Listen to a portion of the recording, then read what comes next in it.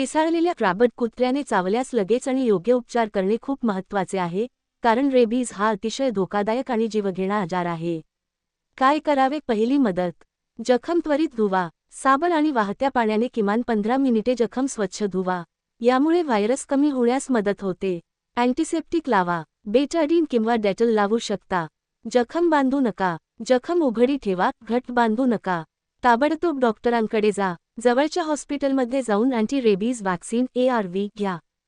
गरज असेल तर रेबीज इम्युनोग्लोब्युलिन ट्रीट सुद्धा दिला जातो. लक्षात ठेवण्याच्या गोष्टी. कुत्रा पिसाळलेला वाटत असेल, अति आक्रमक, लाळ येणे, विचित्र वर्तन, तर धोका जास्त आहे. लहान जखम असली तरीही दुर्लक्ष करू नका. उपचार लवकर सुरू केले तर रेबीज पूर्णपणे टाळता येतो. काय करू नये? जखमेवर माती, तेल, हळदी काहीही लावू नका. डॉक्टरांकडे जाणे टाळू नका. जर तुम्हाला हवे असेल तर मी तुम्हाला लसीकरणाचा पूर्ण वेळापत्रक शेड्यूल पण सांगू शकतो.